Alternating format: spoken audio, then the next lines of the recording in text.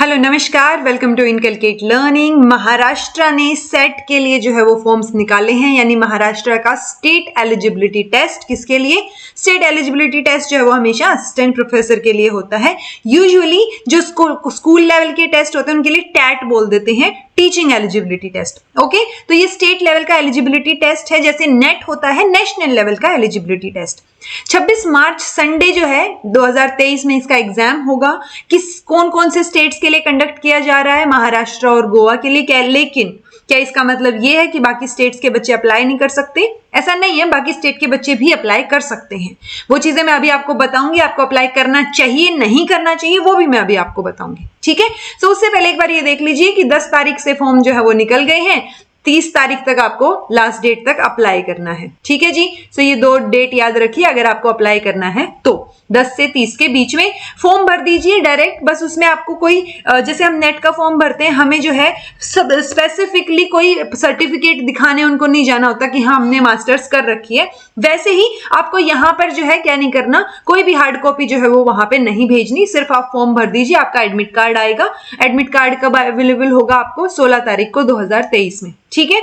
26 तारीख को जो है फिर ऑफलाइन मोड में एग्जाम होगा। ऑफलाइन में होगा, ये ध्यान रखिए। नेट का एग्जाम जो है हमारा ऑनलाइन मोड में होता है। अगर आप ये देखेंगे कंडीशंस क्या क्या है एलिजिबिलिटी के लिए, सो वो यहाँ पे आपको पूरा का पूरा शेड्यूल मिल जाएगा। ऑब्वियसली आपको मास्टर डिग्री होनी चाहिए किसी एक सब्जेक्ट में। अब जितने भी सब्जेक्ट इसमें अवेलेबल हैं, यानी कि आप सेट किस किस सब्जेक्ट में दे सकते हैं। मान लो मैंने मास्टर्स केमिस्ट्री में भी कर रखा है और मैंने मास्टर्स एजुकेशन में भी कर रखा है, यानी कि एमएड। तो अब मैं 2 में से कोई एक ही एग्जाम में या एक ही सब्जेक्ट में सेट दे सकती हूं अकॉर्डिंग टू इनकी कंडीशंस, ठीक है। आपके मास्टर्स में जो है एटलीस्ट 55% होने चाहिए। अगर आप SC, ST, OBC इन सब कैटेगरी से बिलोंग नहीं करते, अगर आप इनसे बिलोंग करते हैं तो एटलीस्ट आपके 50% मार्क्स होने चाहिए। अगर आप अपने मास्टर्स के, क्योंकि मास्टर्स ही है ना एलिजिबिलिटी तो इसके लिए, सो अगर आप मास्टर्स के फर्स्ट ईयर में, मान लो 2 साल की आपकी मास्टर है, उसमें आप फर्स्ट ईयर में हैं, यानी पहले या दूसरे सेमेस्टर में हैं कहीं पे, तो आप अप्लाई नहीं कर सकते। अगर आप 5 साल के इंटीग्रेटेड मास्टर्स कोर्स में हैं, जिसमें 3 साल की आपकी ग्रेजुएशन और 2 साल की मास्टर आ गई, तो भी अगर आप पहले 4 साल में से किसी साल में हैं, यानी कि अगर आप फाइनल ईयर में हैं ना, चाहे आप किसी भी कोई भी मास्टर्स कर रहे हो, सिर्फ फाइनल ईयर वाले ही इसमें अप्लाई कर सकते हैं, या फिर जिनकी मास्टर्स हो चुकी है, ठीक है जी। रिजर्वेशन पॉलिसी के अकॉर्डिंग, यानी जो रिजर्वेशन मिलती है वो सिर्फ महाराष्ट्र और गोवा के कैंडिडेट्स को मिलेगी, बाकी स्टेट के कैंडिडेट्स को नहीं मिलेगी। जिस सब्जेक्ट में आपने पोस्ट ग्रेजुएशन कर रखी है सिर्फ उसी के लिए आप अप्लाई कर सकते हैं, और किसी सब्जेक्ट में आप अप्लाई नहीं कर सकते, ठीक है। कोई अपर एज लिमिट है नहीं, तो ये चीजें देख लीजिएगा। आपको जो इंपॉर्टेंट लगे अगर आप फॉर्म भर रहे हैं, ये यहाँ पे इन्होंने सब्जेक्ट्स दे रखे हैं कि ये सब्जेक्ट्स में आपने ये पीजी कोर्स कर रखा हो तो आप ये सब्जेक्ट जो है फिर इसमें आप क्या दे सकते हैं, आपका एग्जाम सेट का दे सकते हैं, ठीक है।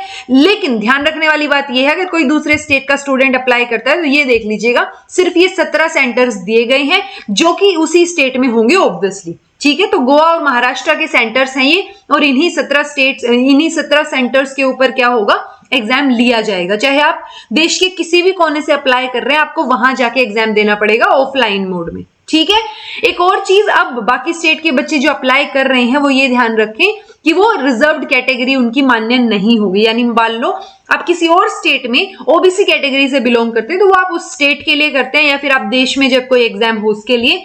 यहाँ पे जब आप दूसरे स्टेट में अप्लाई करते हैं किसी एग्जाम के लिए, तो आप ओपन या जनरल कैटेगरी में फाइट करेंगे, ये बात ध्यान रखिएगा, ठीक है। बस इतनी सी बात थी, अगर आपको पता चले तो। बट पॉइंट ये है, क्या आपको ये एग्जाम देना चाहिए? अगर पैटर्न देखेंगे तो सेम ही है, 50 क्वेश्चंस कंपलसरी, फिर 100 जो है दूसरे पेपर सेशन में 2 पेपर हैं यहाँ पे, पेपर 1 और 2, 10 से 11 एक एग्जाम होगा, 11:30 से 1:30 तक दूसरा एग्जाम होगा, ठीक है। सो पॉइंट ये है, क्या आपको इसके लिए अप्लाई करना चाहिए या नहीं करना चाहिए? अगर आपका नेट और जेआरएफ क्लियर है तो आपको अप्लाई करने की जरूरत है नहीं, क्योंकि नेट जो है, जब आप नेशनल लेवल पे एलिजिबल हैं तो आप किसी भी स्टेट के लिए एलिजिबल हैं, ठीक है। तो आप अपने नेट के बेसिस पे कहीं पर भी अप्लाई कर सकते हैं। दूसरी बात, अगर आपका नेट नहीं हो, अगर आप पर्टिकुलर इसी स्टेट से हैं और आपका नेट भी नहीं है, तो आप करके देख लीजिए अप्लाई। अदरवाइज आप नेट के लिए ट्राई कीजिए, क्योंकि अभी एक एग्जाम हुआ, जिन बच्चों का 1-2 मार्क्स से या थोड़े से मार्क्स से रह गया, वो जरूरी नहीं है कि इसमें अप्लाई करें, मर्जी है तो कर लीजिए, अदरवाइज कंपलसरी नहीं है, क्योंकि अभी जो दोबारा से नेट का एग्जाम होगा, जो कि चांसेस हैं, उड़ती फिरती खबरें हैं, बहुत सारी यूट्यूब वीडियोस आ रही हैं कि जल्दी ही एग्जाम होने के चांसेस हैं फरवरी मार्च तक। सो आप उसके लिए दोबारा से तैयारी करना शुरू कर दीजिए। और उसके लिए पेपर 1 की तैयारी मैं दोबारा से शुरू करवा रही हूँ अच्छे से, क्योंकि पेपर 2 मैंने बहुत कुछ करवा रखा है। पेपर 1 में सिर्फ 7 मैराथन्स और रिसर्च एप्टीट्यूड हमने कंप्लीट कर रखा है, उसके अलावा बाकी टॉपिक्स रहते हैं। सो अभी डेली लेक्चर्स जो है वो आपको देखने को मिलेंगे। मैं कोशिश करूंगी कि मैं जल्दी जल्दी लेक्चर्स डाल पाऊं, और एग्जाम कभी भी हो, चाहे वो जनवरी में हो, फरवरी मार्च में, कभी भी हो, आपका पेपर 1 जो है वो ना छूटे, ये मैं कोशिश करूंगी अपनी तरफ से। ठीक है जी।